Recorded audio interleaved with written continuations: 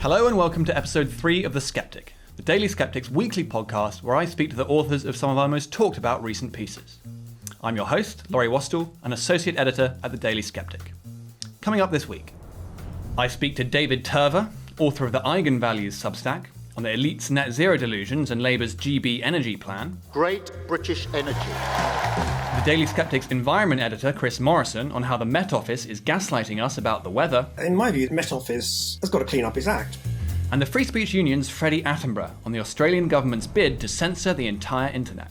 And for those of you donating £5 or more to the Daily Sceptic, our bonus interview this week is with Stephen Tucker on the woke Inquisition's paranoid attempts to find racism everywhere, from tabloid coverage of the England team to gardening. If you're not already a donor, make a donation of at least £5 a month to the Daily Sceptic, log in with the same email, and you'll find a link to the premium version of the podcast on the homepage, including instructions about how to listen to it on your favourite podcasting app. Donors will also be able to access articles behind our paywall and join our discussion threads on Discord, where you'll have an opportunity to discuss the latest Daily Sceptic content with other donors, members of the editorial team, and some of your favourite contributors. You can access all this bonus content for as little as £5 a month. Just go to dailyskeptic.org/donate. Now, on with the show.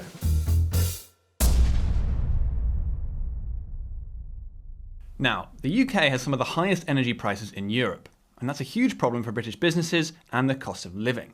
Yet, at the coming election, the main parties seem to be focused less on making life easier for consumers and businesses than on talking about how quickly they're going to get Britain to net zero carbon emissions. So first up this week, I'm pleased to be joined by David Turver, author of the Eigen Values Substack and contributor to the Daily Sceptic. Now, David, the political class is absolutely obsessed with net zero these days, so it's easy to forget that 15 or 20 years ago, people had never even really heard of what it was. So before we begin, can you just give us a brief history of how we got here and how green politics became such a big part of Britain's political agenda?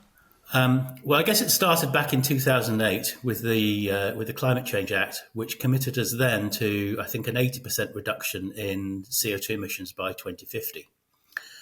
Things ramped up again in 2015 when the leaders of the three main parties at the time, Clegg, Cameron and Miliband, signed a joint declaration to commit us to a binding global agreement to limit temperature to 2 degrees at the time, which essentially effectively put climate change and energy policy outside the political realm. Because if the three main parties were all agreed, then there was no discussion or debate. And then the final ramp up came in 2019 when Theresa May decided she wanted to leave as a legacy. I think it's questionable whether this is a good legacy or a bad legacy. But then that committed us to net zero, or in effect, 100% reduction to CO2 emissions by 2050. And they didn't even have a debate. They didn't have a vote in Parliament on that. They had a very short debate and then it was just sort of like passed on the nod. Without really anyone having the faintest clue how they were going to achieve it or how much it was going to cost. But nevertheless, that is now enshrined in law. Interestingly, before we started this interview, I had a quick look. And since 1990, we've broadly halved our CO2 emissions. But in the same time frame, the world as a whole CO2 emissions have gone up by about 63%. That's according to our World in Data. So despite us doing all this stuff, it's had actually zero effect. So we seem to be very committed to this path. You mentioned the 3 steps ramping up of the Climate Change Act, the Paris Agreement in 2015, and most recently the net zero legislation in 2019. And so we're pursuing this net zero path quite zealously. What are the dangers of that? Well, now we've got the Climate Change Committee, which sets periodic carbon budgets, which the government must implement. And if they don't, effectively, they're breaking the law. Just as an aside, the Climate Change Committee is pretty much a law unto itself. It's riven with conflicts of interest. The models it puts out are miles away from reality, but those inaccurate models are used to essentially hoodwink the public and Parliament, in fact, about the costs of net zero. The overriding danger, though, is one of energy scarcity and high prices. So between 2008 and 2020, gas prices were pretty much stable, but industrial electricity prices rose by about half, by about 50%. What happened was we displaced cheap coal with expensive renewables, and that's pushed up costs, leading to expensive energy bills for consumers and what you might call creeping deindustrialization. So it's only recently that the Port Talbot steelworks started closing. Last year, we lost our last factory capable of making fertilizers, and other sort of like chemicals and energy intensive industry is, some of them might be shrinking in absolute terms, but they're certainly shrinking compared to the rest of the economy. Those industries are also those are very productive industries. So one of the reasons why we've got a so-called productivity crisis is that the relative size of highly productive industries is shrinking, and yet less productive industries like hospitality and education and so on, they're growing much faster than the rest of the economy, and that pushes the whole productivity of the nation down. And of course, those energy-intensive industries also tend to be capital-intensive. But because no one's making, or very few people are making new big investments, that's one of the reasons for the so-called investment crisis. It's not really a short-sightedness on the part of British industrialists. It's that they can see the writing on the wall that they cannot invest in these types of industries if they're not going to get a return because energy is going to be too expensive. We have some of the most expensive energy in the world. So my belief is that expensive, scarce energy is in fact it's an existential threat to the country. Interestingly, Our World in Data have got a chart that compares GDP per capita to energy use per capita. And the first thing that's obvious about that is that there are no rich countries with a low energy use. And if you look at the national grid future energy scenarios, broadly speaking, they're proposing a halving of energy use per capita, final energy use per capita, between 2021 and 2050. That energy use per capita puts us on a par with countries like Brazil, Mexico, Algeria, and Paraguay, all of whom are very much poorer than we are. So that's the scale of the threat. It gets very little attention on what you might call mainstream media. It doesn't really get a huge amount of attention in what you might call alternative media either. But that is the data, and that's why I'm very concerned about it, because I think we're on the path to serfdom, not least because of the way that we're trying to do net zero with low density, low energy return on energy invested, intermittent renewables is perhaps the worst way that any serious engineer could conceive of doing it. So obviously there are major problems in the pipeline with net zero, as you said. And in the past year, the Conservatives have taken some steps to water down some of our net zero commitments, such as pushing back the date that we'd all have to move to gas boilers and with electric cars and so on. And they have actually been trying to present themselves as sort of the moderate party on net zero in the coming election. So I'll just put a couple of quotes to you. So the Energy Secretary, Claire Coutinho, has recently described Labour's net zero plans for net zero by 2030 as unrealistic and simply ideological. But of course, the Conservatives themselves still want to take us to net zero, but just by 2035. So how seriously can we take their claims to be the moderate party on net zero? Well, the answer to that, sadly, is not very seriously at all. I mean, whilst the Climate Change Act remains in place and the Climate Change Committee remains in place and those periodic carbon budgets remain in place, then they remain on the path to net zero for the whole economy by 2050. It's really a sort of like a narcissism of small differences, in that the Tory party want to decarbonise the grid by 2035 and Labour want to do it by 2030. Essentially, the Conservatives' sort of like small U-turns are just a bit of window dressing and a couple of sticking plasters that they're trying to put onto the policy whilst they still continue to drive us down the road to serfdom. Essentially, what they're saying is we're still on the road to serfdom, but we'll just go a tiny bit more slowly than the Labour Party. If I was to characterise it, I would say the Conservative Party's energy policies are dumb, but Labour's dumber. Okay, so that's dumb. Let's now move on to dumber. So Labour are keen to announce their plans for GB Energy, which is their new national energy company. And they say it's going to make our bills cheaper, and they say it's going to create 650,000 jobs. Now, I know you've looked at Labour's manifesto. Will it really be as good as they say? Well, as you know, I wrote an article like this a couple of weeks ago, which on my Substack that the Daily Sceptic was kind enough to republish. The first problem with Labour's plans is that they claim that they want to cut energy bills for good, and they will cut energy bills for the average family by £300 a year. The first problem with that is that they used as a baseline, or the Ember report that they refer to uses as a baseline, the Ofgem price cap from the third quarter of last year. And overall energy bills in their latest price cap, which was published just a couple of weeks ago, overall energy bills have already come down by £449. So they've essentially overachieved that ambition by 1.5 times. And electricity bills, which they probably meant when they said energy bills, they've come down by £200 since then too. So whichever way you look at it, the benefit that they're claiming has already been achieved. And that benefit has already been achieved despite the fact that energy subsidies for renewable obligation certificates, for contracts for difference, for feed-in tariffs have all gone up since the third quarter of 23.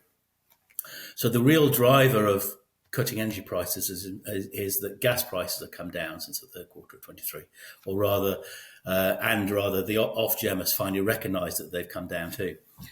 And then the second point is that the underlying assumption in the report that Labour refer to from Ember, I think it's worth noting that Ember's report is probably lying in ashes, so it's quite an appropriate name for them, is that Labour want to quadruple the size of the offshore wind fleet between now and 2030. I mean, that in itself is bonkers. But Ember assumed that the cost of installing all that offshore wind would be, in today's money, about £52 per megawatt hour, the same as what a number of contracts were awarded in what's called Allocation Round 4, or AR4, which took place in 2021, I believe. Now, since then, Vattenfall has pulled out of one of those projects called Norfolk Boreas because they can't deliver. AR5, or Allocation Round 5, happened last year, and not a single offshore wind farm was awarded a contract because the price and offer were too low. And now AR6, which is going on at the moment, the price and offer for offshore wind in today's money is about £102 per megawatt hour, which is almost double what Ember have assumed. And Baroness Brown had an interview in the Times a week or two ago, and she sits on the Climate Change Committee. Incidentally, she's also a non-executive director of Ørsted, which is a Danish offshore wind developer. Basically said that that's not enough. So we await with bated breath as to what the results of AR6 are going to be. But whichever, they're going to be announced, they're going to be awarded a lot more money than Ember assumed. So that puts all of their costings just completely out of the window. And as I mentioned before, their build-out plans are completely unrealistic. It took us from prior to 2009, more than 15 years to build what we've currently got, which is 15 gigawatts. They want over 58 gigawatts. So we've got to build another 44 gigawatts, so 3 times more than we've got already almost, in 6 years. It just isn't going to happen. The supply chains are not there, the skilled labour isn't there, and it's going to be far more costly than they assumed. And they've got similarly ridiculous plans for solar and offshore wind, where they want to increase the rate of new installations by factors of 4, 5, 6, 7, which is clearly not going to happen. Now, someone like Ed Miliband will often claim that not only does renewable energy have lower carbon emissions, it's also cheaper for the consumer. And yet you've just described the massive subsidies that renewable energy companies have been getting from government. So can it really be that good if it can't compete without subsidies? Well, that really is the killer question. I mean, if I looked at before we started the interview today, the day-ahead prices for electricity are about £75 per megawatt hour. That's mostly based on gas, and that includes carbon taxes, and those have gone up over the past couple of months too. If offshore wind was really costing us £44 a megawatt hour, we wouldn't have to be subsidising it, and developers will be falling over themselves to develop it because, of course, they can make a killing. So the fact that we're subsidising it belies the claims that renewables are cheap. We haven't really got onto the other discussion of, because they're intermittent, we then incur other costs on balancing the grid for when the sun isn't shining or the wind isn't blowing. And the National Grid produces reports every month called the Balancing Services Summary. And the year to last March, that cost us like $2.5 billion. So it's essentially an extra cost that should be attributed to renewables. And of course, the existing renewables that are there are even more expensive than those that they're planning to award in AR6, and we're still paying for them and will be continue to pay for them for probably at least a decade to come. And finally, you said you don't think our net zero policy is sensible. What would be a sensible approach to Britain's energy policy? Oh, that's a good question. I did some work on this last year as well. So as it happens, I'm not a big fan of coal. I'm quite a big fan of gas. But if you look at what's happening geopolitically, approximately 2/3 of the world's oil and gas resources are going to be under control of the BRICS countries over the next few years, if those countries that recently applied to join do get accepted. So the Saudi Arabias of the world and so on. I think that puts the West at a sort of like a geopolitical strategic disadvantage. And so it does make some sense for us to be thinking about how we might phase down our reliance upon gas and oil. If you look at that sensibly and look at the physics, I'm a sort of like a physics first person with an engineer because I've got an engineering background. Nuclear power has got a return on energy invested of about, well, between 75 and 120, depending on how you make the calculations. What that means is for the energy you put in to build the power station, you get between 75 and 120 times more energy out of it over its lifetime. The great thing about the big nuclear reactors is that once you've built them, they'll probably last for 60, 80, and maybe the ones that we're building, they may even last a century. So they cost quite a lot up front, which is a big issue. But then you get power for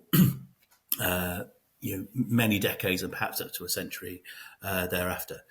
I would advocate we follow a path broadly similar to that France followed in the 1970s and 80s, where they built something like, I can't remember the exact numbers off the top of my head, about 60 gigawatts of nuclear power in about 15 years.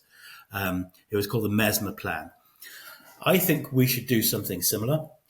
Now, there are some challenges to that in that currently the way that we finance and regulate nuclear power, it makes it very, very expensive.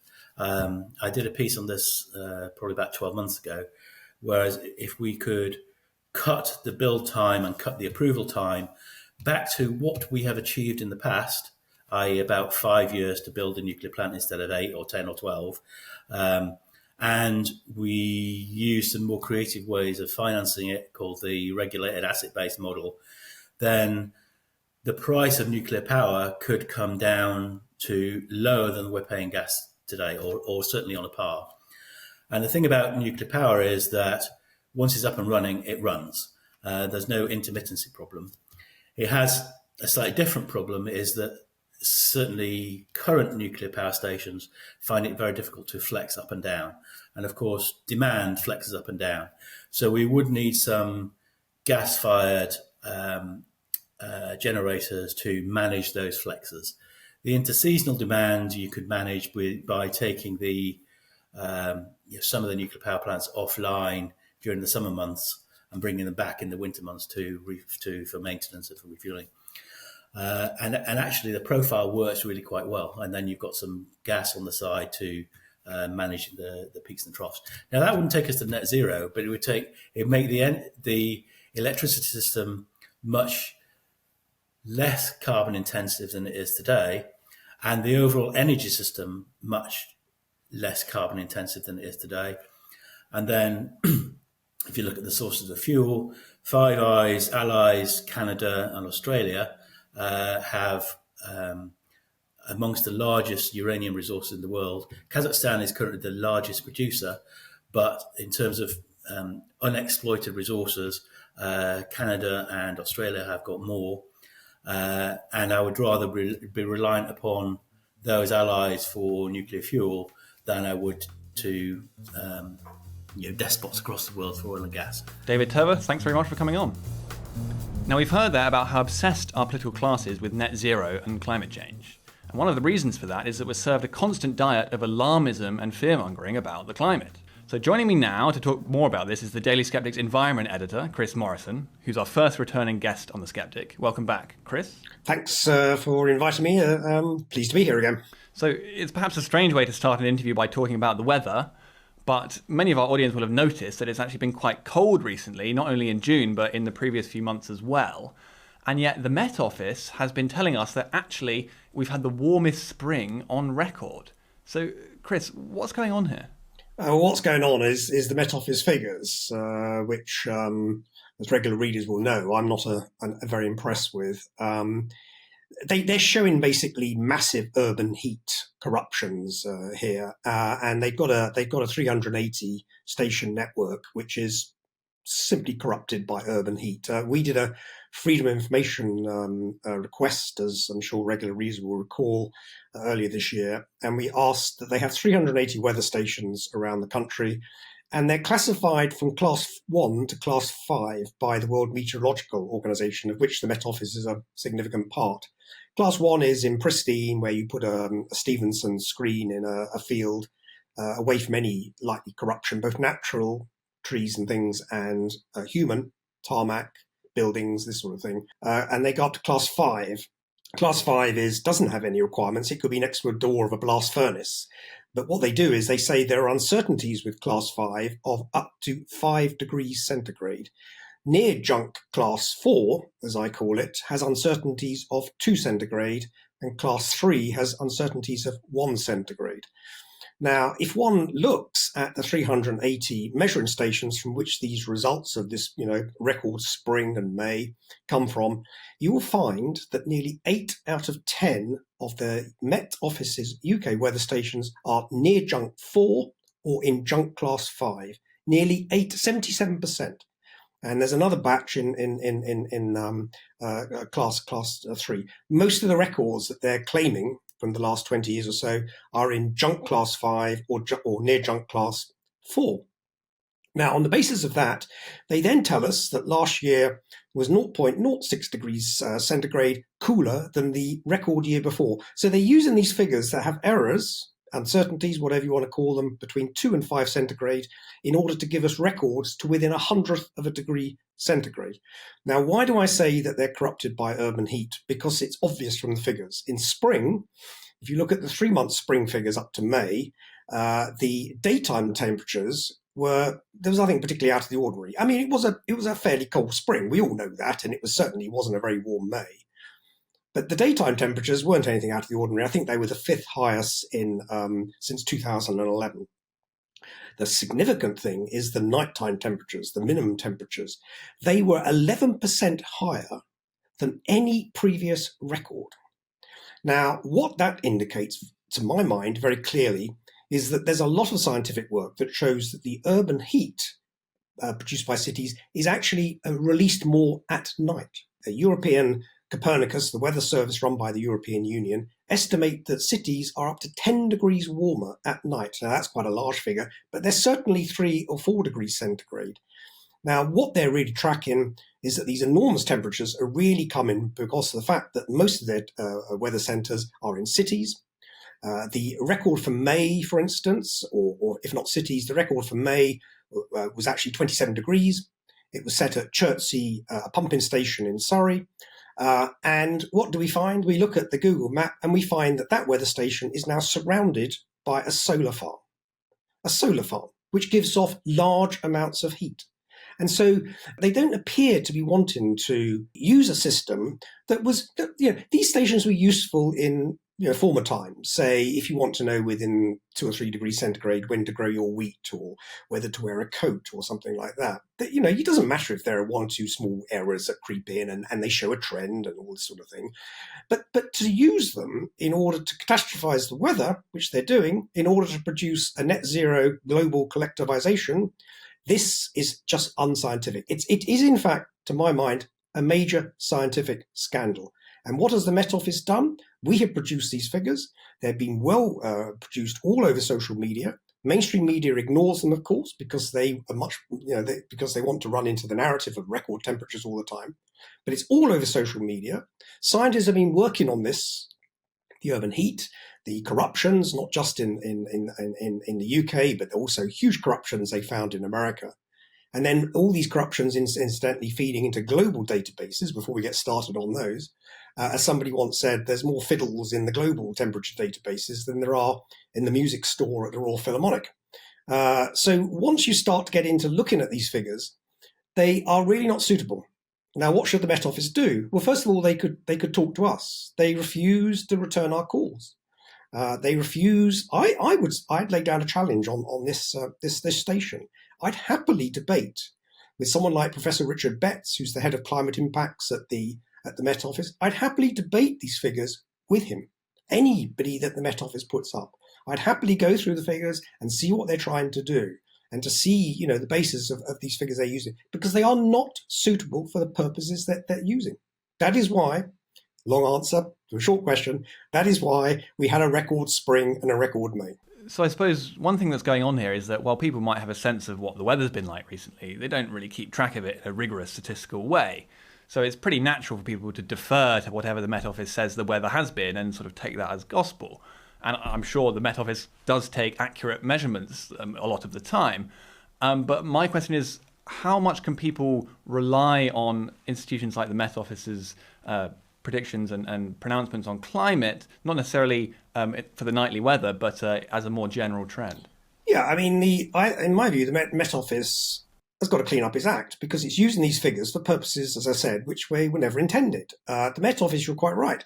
The Met Office is a very, very considerable scientific organisation. That their weather forecasting, for instance, has improved immeasurably over the last 3 or 4 decades. They've been able to use satellites. They've been able to have much higher computing power. Their forecasts are much more accurate than they were even just a few decades ago. They can see the weather really within 2 or 3 days. They can see it coming in. They can model it to a certain extent on what they know from the past. So their forecasts are very good, which is why, of course, they were set up in the first place as a department of the military. The military need to know, for their very operations, they need to know what the weather is like. My own father, in fact, was a meteorologist during the Second World War. So they do some excellent work. The problem is that they've become politicized over the last 20, 30, 40 years. They got caught up in this, catastrophization of the weather, of the need to have a collectivist net zero solution, which, as you know, I've said before, and certainly right, is insanity on steroids. They got caught up in all of this. This is where the money is. This is where the funding is. And so they're using figures that are unsuitable for scientific purposes that they're putting them to, in order to scare us to death about the weather. And you look at the maps that the BBC produce, that the Met Office produce, all this nonsense where there used to be a lovely green. You could go on a summer's day, it was 25 degrees centigrade, it was all lovely and green, and we could look forward. Now it's a vivid purples and blacks and reds, and goodness knows what they're using. They're doing it to run a narrative. They're doing it as soon as the temperature goes up above a certain level.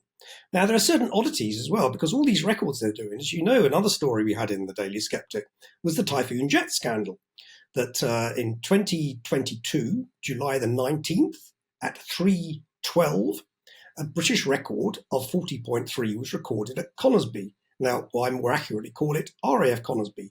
It was a measuring station halfway down the runway.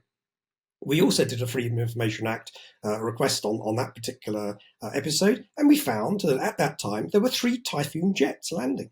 Now, I'm sorry, 40.3 when you've got 3 Typhoon jets landing, it just doesn't make sense. Now, you have to have a temperature measuring station at airports, and there are, the Met Office has many, many stations at airports. It's vital work, because the pilots need to know what the temperature is on the runway in order to get their aircraft safely off the ground, or presumably when they're landing. They need to know a precise temperature. That temperature, however, is corrupted for the purposes of declaring that we're in a record year of up down to the 100th degree. That temperature is corrupted by huge amounts of heat from tarmacs, from aircraft jets, all this sort of thing. And yet they're all loaded into the Met Office database, and the Met Office then take them and load them into their global database, the HADCRUP, which then tells us that the world is, going on a tipping point because it's increased by 1/10 of a degree centigrade.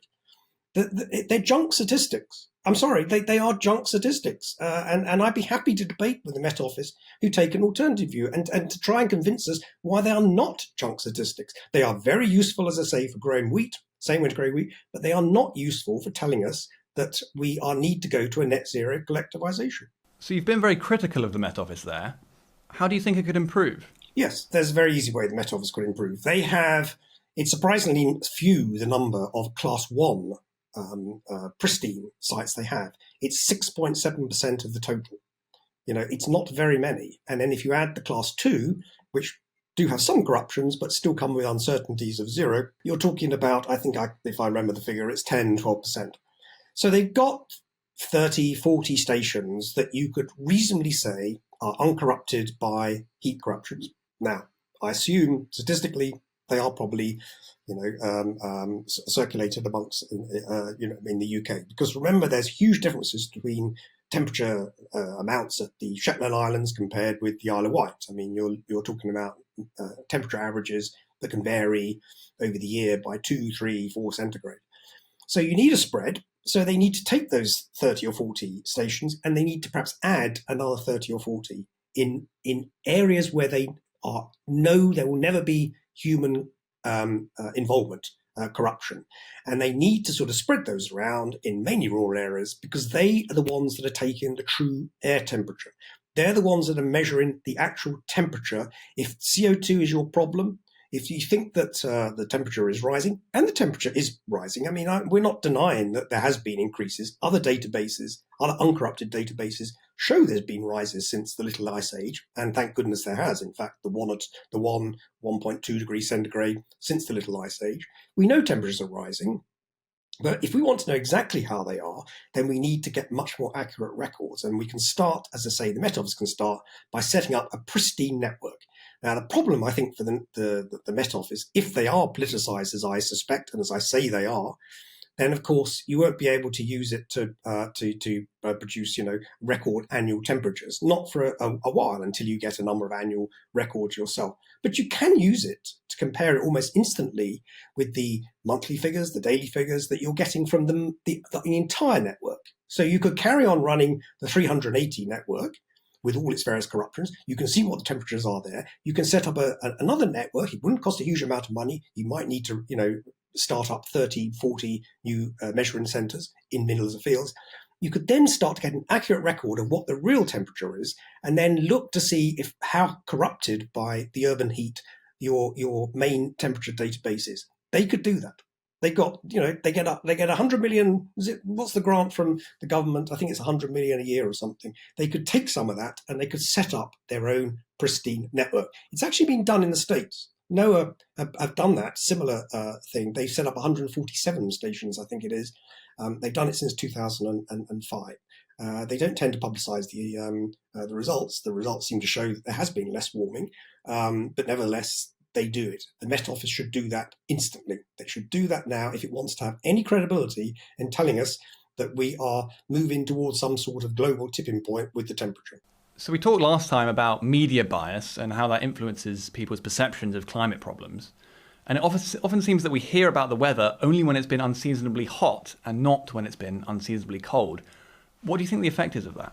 Well, I mean, it's a narrative, isn't it? It's done deliberately. It's the Jim Dale school of meteorology, pointing out the weather and looking at a storm or a hot day. I mean, to be fair, the mainstream media is always, if something is out of the ordinary, then of course it's headline material. So they've always done it, which is fair enough. But it's been done to a ridiculous extent now. There was a flood in Dubai, and you see these weather attribution services that claim this pseudoscience, where they say they use computer models and they can say this is directly caused by humans, wicked human, burning hydrocarbons. I mean, it's all junk. I mean, it's all pseudoscience, but I mean, all of this feeds into the narrative. And so there's a ready market. The Met Office knows this. It knows that if it uses what I consider corrupted databases to give us a constant stream of records. It knows that it will get picked up by the poodles in the mainstream press, the people who simply, they must know that there's a scandal around these figures. They could hardly not know it. It's all over social media. Scientists themselves, Roy Spencer, John Christie from Alabama, have looked at the amount of urban heat corruption in America. Incidentally, a recent paper suggested it was about 22%, but it rose to about 57% of all summer warming between 1880 and 2015 in the heavy urban areas was down to the urban heat corruption. So they must know that this evidence exists, and yet they simply ignore it because they want the records, they want to run it into a net zero narrative. It all suits everybody to simply ignore the elephant in the room, that the figures are actually, quite frankly, junk. Chris Morrison, thanks very much for coming on. Thank you as ever. Yep. Look forward to seeing you again. Now, however you're getting this podcast, one way or another, it will be through the internet. And that reflects the fact that the internet is a major part of how we communicate today. But as that happens, policymakers across the world are increasingly trying to regulate and control what can and cannot be said on the internet. So I'm pleased to be joined now by Dr. Freddie Attenborough, Research and Communications Officer at the Free Speech Union, to talk more about this. Welcome, Freddie. Great to be here, thank you. So the issue of state regulation of social media obviously raises a number of political questions. One of those is the relationship between the citizens' freedom of speech on the one hand and the state's desire to what they would call regulate their speech on the other. But of course, social media companies are very much transnational things and people can communicate on them from across the world. So another question is, what authority can national governments exercise over what is really the World Wide Web? You've written for the Daily Sceptic recently about a case that illustrates a lot of these issues, and that's between X, or Twitter as it was once known, and the Australian government. Can you tell us a bit more about that? Yes, you're right, and I think this is a case that its implications in the day-to-day right now are maybe not as important as I think the wider implications of what's been going on over the last few months. It's quite an intricate story, but essentially things kicked off, if you like, with a fairly shocking, very shocking incident in Sydney. There was a stabbing of an Assyrian bishop at a church, literally during a service in a church in Sydney. This bishop was allegedly stabbed by a radicalised Muslim teenager. And because this bishop was a sort of a semi-celebrity, if you like, very well known online, the service was being live streamed across various social media platforms. And obviously, because of that, the stabbing was caught on camera, literally live as it happened. And as you might imagine with something of that kind, it went viral. There were a lot of Australians who saw this content, which alarmed the Australian government. And the context in which it alarmed them is that since 2021, Australia has had a piece of legislation which is called the Online Safety Act. It's the same name as the controversial UK Online Safety Act, but it was actually activated 2 years before our very similar legislation in the UK. And what that legislation does is it creates a watchdog, an online regulator, which in Australia is called e-safety, which sort of the equivalent of Ofcom in the way that it regulates the online sphere. And as part of e-safety, there's an e-safety commissioner who is called Julie Inman-Grant, who's formerly of Twitter, actually, pre-Elon Musk Twitter. And under the Online Safety Act, there's provision for the Australian authorities to order social media platforms, X, all of the Meta-owned platforms and so on, to take down what it calls Class 1 material. So Class 1 material is extremely graphic, content of violent content, and also what the Australian authorities determine is terrorist content as well. So, having classified this stabbing of the bishop as terrorist content, it ordered this ban, and the wording, and this becomes relevant in a moment, but the wording which was key to what happens subsequently is that the social media platforms are ordered to take, quote, all reasonable steps to ban and to take down the content in question. So, the other thing about this as well is the actual initial order was global. So they issued a global takedown. So you have this crazy situation where you have a national government, a national state government, the state government of Australia, ordering social media platforms to commit to a global takedown of a piece of content that would then no longer be available to anybody in the rest of the world.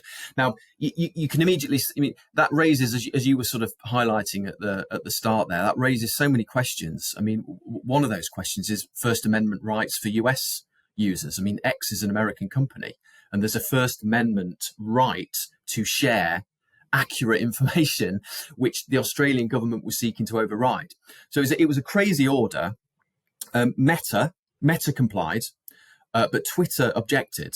Sorry, not Twitter anymore. X objected on the basis that Australia had no jurisdiction to do this. So there were sort of legal wranglings. Things ended up in the federal court. I'm simplifying quite a lot there, but Twitter, I keep calling them Twitter, X-Corps. What they did agree to do was what's known as geo-blocking. So they geo-blocked the content for Australians, but they refused to take it down globally, whereas Facebook and Instagram did take it down globally. So geo-blocking, okay, so you've got nation state issuing an order. Twitter said, fine, okay, we will block it for people in that nation state, but nowhere else. We've geo-blocked it for that country. eSafety and Julie Inman-Grant, the eSafety Commissioner, said that wasn't good enough. It wasn't, and this comes back to the law, the wording of the law, it wasn't taking all reasonable steps to block the content, because Australian citizens can use what are known as VPNs, virtual private networks, to obscure their location on the internet. And of course, if you can obscure your location, you can sort of confuse the internet, if you like, and then you can override a national block because your location in that nation state is obscured. So the eSafety Commission said it's not good enough.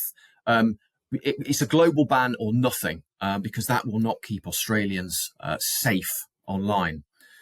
The judge in the case wasn't impressed with this argument, and just to come back to your sort of question about this online, global versus national control of the internet. One of the affidavits that the judge heard, and I just want to read a little bit, it's just literally 2 sentences from the Electronic Frontier Foundation, who pointed out to the judge, and I quote, "If an Australian court makes a global takedown order, it may signal to other countries that they can reciprocally impose similar orders under their own laws for several reasons.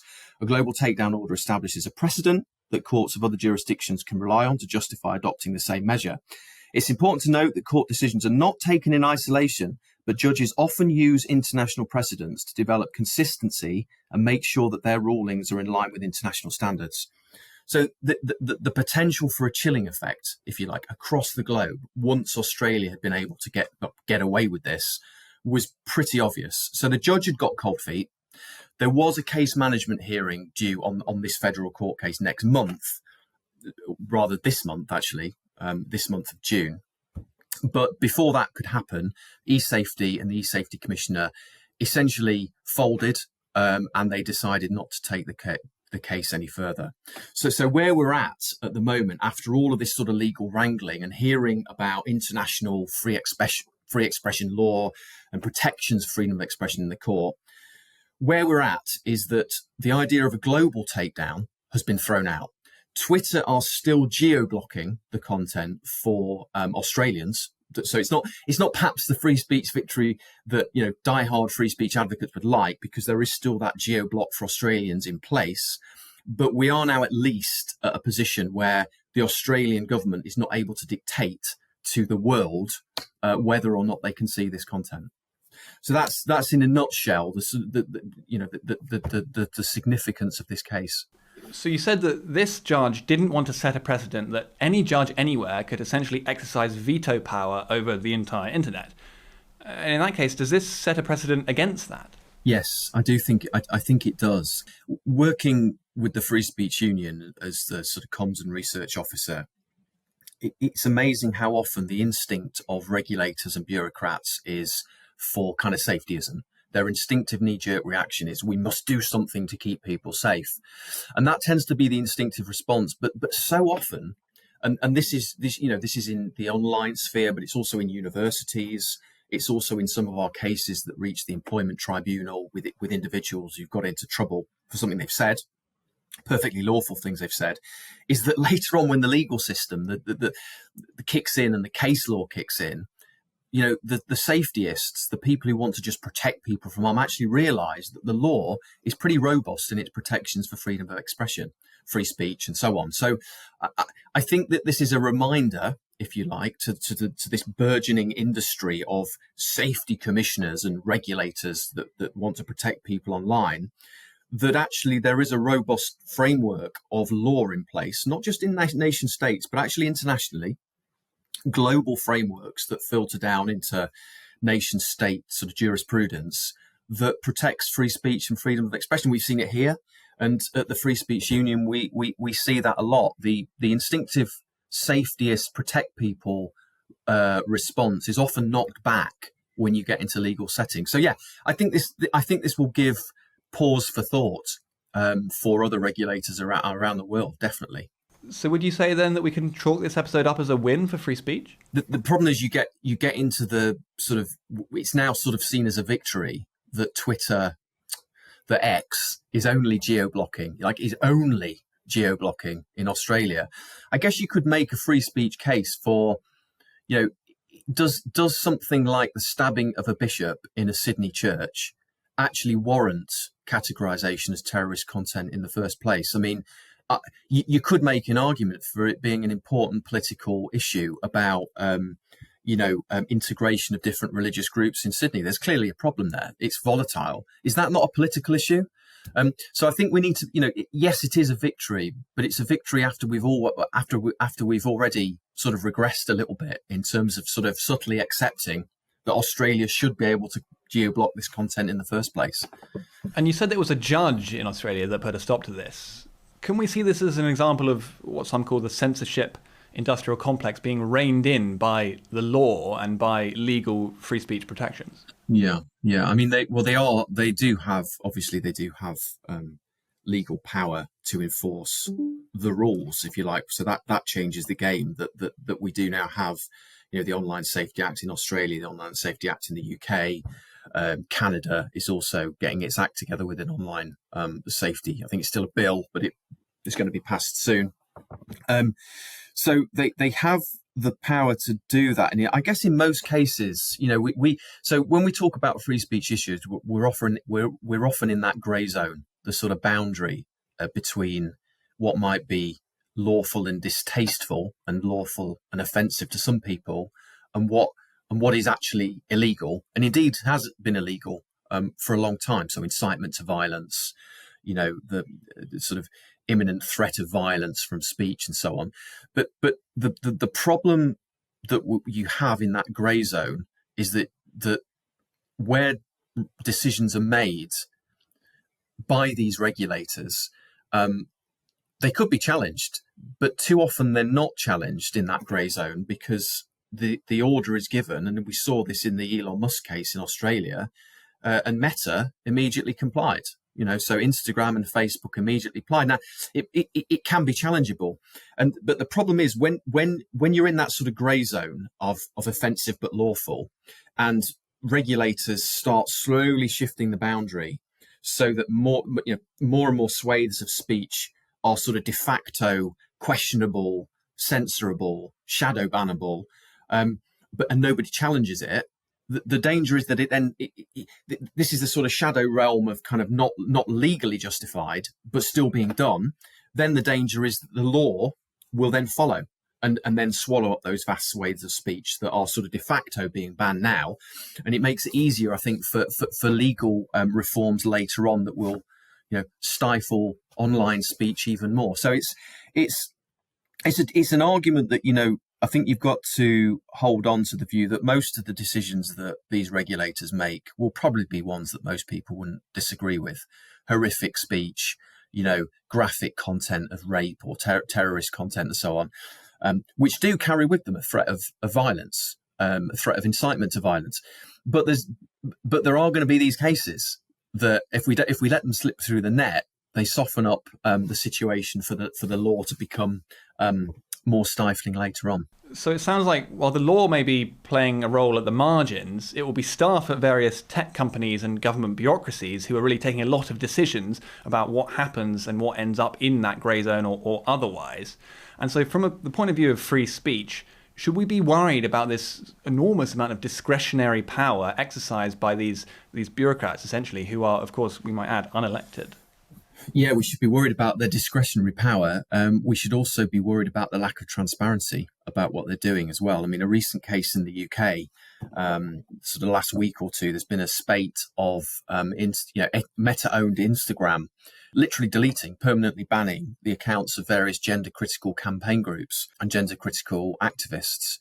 Now, we don't really know why, because all that you get back is a brief statement saying, we're so sorry, but you've breached the community, you've breached our community guidelines, and there's the appeal process is just very perfunctory.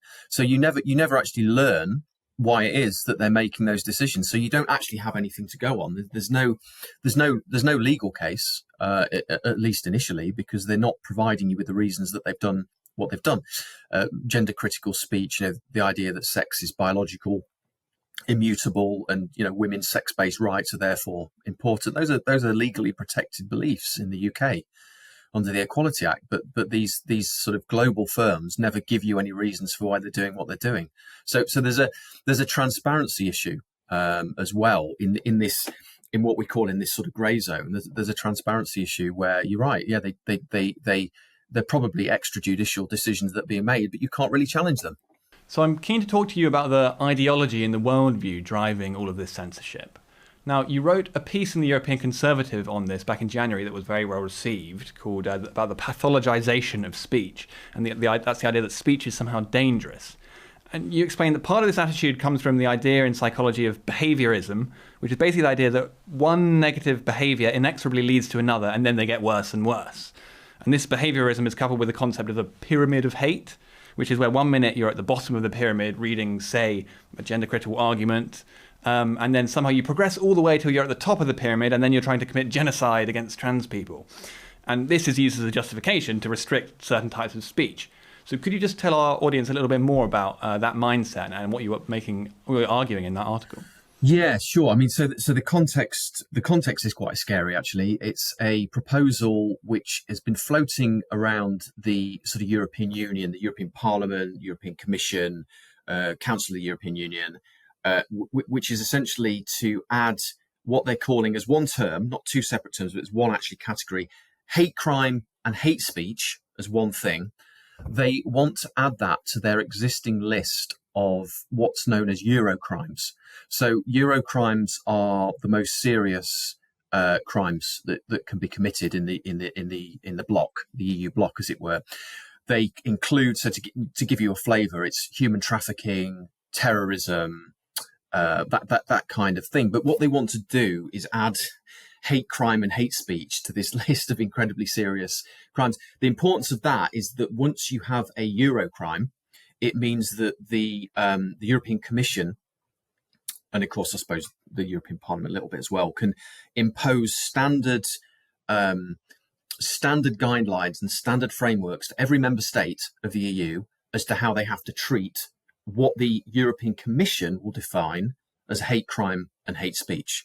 So hate speech is such a subjective category. There isn't really an accepted sort of legal definition of this. It's kind of hate crime. Hate crime is a crime which is aggravated. So an actual crime, assault, for instance, which is then aggravated by hate, which is that you committed the assault because that person was a certain ethnicity or a certain religion. So that's a hate crime. But hate speech is a very subjective thing, and all too often it relies on the perception of the offended person to determine what hate speech is. And this is what the European Commission in particular are pushing to have added to their list of Eurocrimes so that they can impose legal requirements on every member state. If the decision is adopted, the Commission would be able to propose a common approach to the criminalisation of hate speech and hate crime, ensuring a consistent protection of all victims of such acts across the European Union. So that's the context. the pyramid of hate comes in to this because in their actual proposals, when they're trying to sort of elucidate what they mean by hate speech, they refer to this. It's a model that originated in the 1960s, really, with a social psychologist, American social psychologist, called the pyramid of hate. And the idea, as you've outlined already, the idea is that you start at the bottom of the pyramid as a normal citizen who gets interested in something like, for instance, gender critical belief. You read Helen Joyce's Trans, you listen to Sharon Davies on Twitter, and then within 6 months, you're moving up the pyramid, you're becoming more and more aggressive, more and more extreme, you've been triggered by all of this gender critical content, you reach the top of the pyramid, and you're ready to commit genocide against trans folk. And I mean, I'm literally not exaggerating. That is what the pyramid of hate suggests.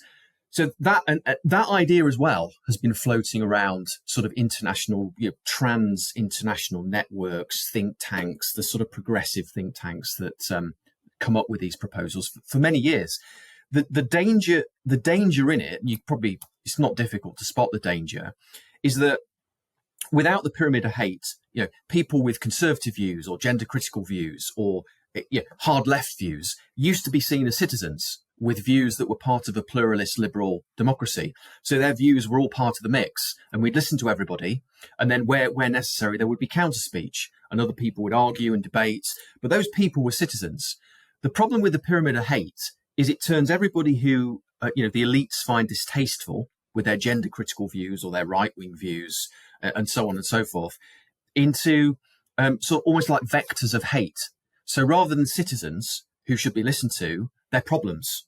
They spread hate. They're probably triggering other people, and they're certainly being triggered themselves. So rather than listening to them, you actually have to protect against them and monitor them, and where possible, isolate them from other people so they can't trigger other people.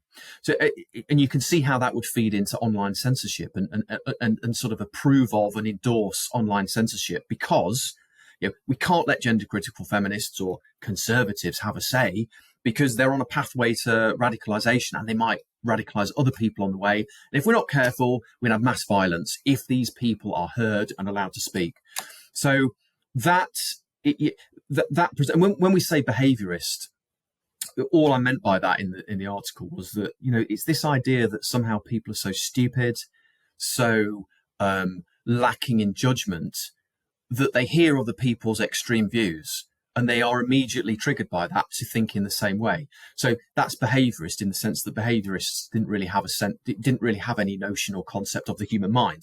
It was all about inputs and outputs, and the thing for them was behavior, not cognitive action. They were always thinking, well, how can we manipulate people's behavior? So the elites are starting to think that way.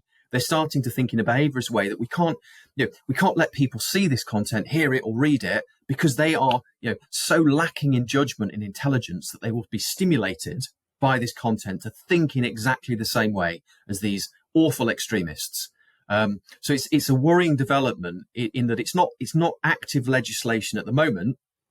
It's not sort of, I can see the EU pushing for it and they'll probably get something in the end, but it's more about what it says about the way the elites are thinking, which I think is the chilling point at the moment. Definitely.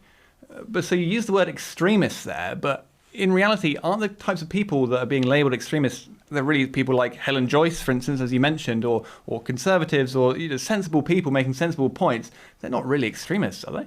Exactly. Yeah. I'm unfortunately, I slipped into using their language. You're right. So it's not at all extremist. I was using extremist in scare quotes. That's the way that they think about it, their mindset. But you're absolutely right. It is perfectly lawful, perfectly legitimate, and absolutely vital part of a pluralist liberal democracy for people to be talking about these things. But of course, on the pyramid of hate, they're proto-extremists. And that's the problem. And once you start labeling people in that way, then all sorts of things about censorship and monitoring and surveillance can flow from that. So finally, let's talk specifically about Britain and what's going on in Britain with free speech. So obviously we've got an election coming up and likely a Labour government coming in pretty soon.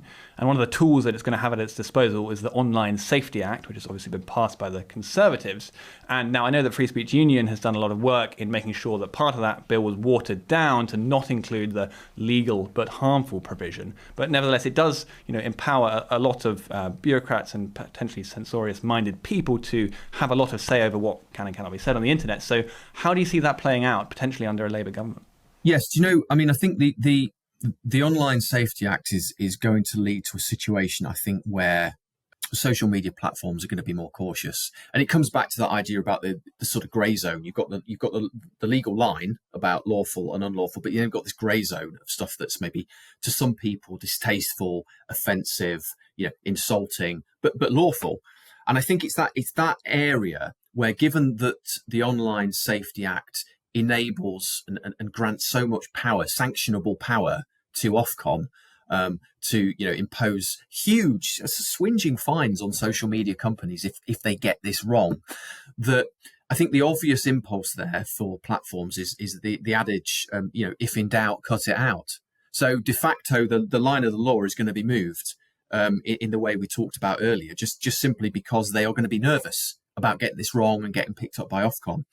I mean, the other thing I'd say, actually, the other looming threat, and it's ever more of a threat, and I'll be brief on this, but there's the sort of rise of disinformation trackers, disinformation tracking industry, and it's something at the Free Speech Union that we've been looking at for at least a year or two now. So companies like NewsGuard, the Global Disinformation Index, which was previously funded amazingly by the UK Foreign Office, and these sort of disinformation trackers, they are what they're offering to advertising companies and companies looking to advertise online is a sense of where is a good place to advertise and where is a risky place to advertise. And they do that on the basis of what news sites and online news agencies are writing about. So they've got so what they, in their own subjective and sort of ill-defined terms, they're classifying, and all too often it's right-wing views, conservative views, but very recently also they've added gender-critical views to their list of things which are harmful and which therefore mean that news sites that publish on these topics are risky, and they therefore sell this list of risky sites to companies that are looking to place adverts in online settings. Now, what they're essentially doing is, intentionally or otherwise, they're choking advertising revenue from news sites, much needed revenue. So in that setting, what we're starting to see, because of these disinformation ratings are so important for the survival of news sites, is a caution in what people are going to be able to publish, and a caution in what editors are going to think is going to work for them. We know, for instance, there was a recent case of the news site Unheard in the UK that lost a significant amount of its advertising revenue when it was downrated by the Global Disinformation Index. Why was it downrated?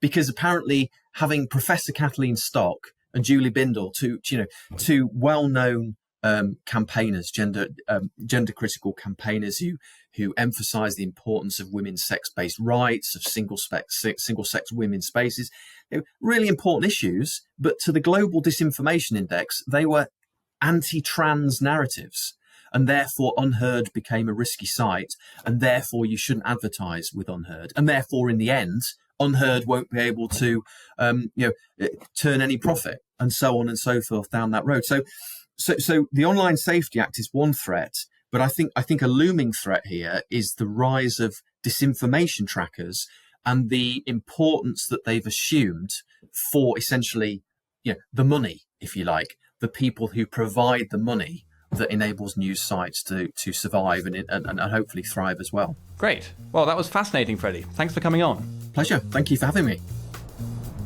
That's the end of the free part of the podcast. If you'd like to listen to the bonus interview, you'll need to become a regular donor to the Daily Sceptic.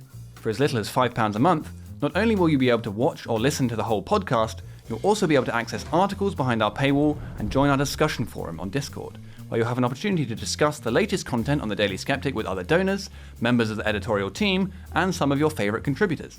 Once you've become a donor, log in to the Daily Sceptic using the same email, and you'll find a link to the premium version of the podcast on the homepage, including instructions about how to listen to it on your favourite podcasting app. Remember, you can access all this bonus content for as little as £5 a month. Just go to dailyskeptic.org/donate.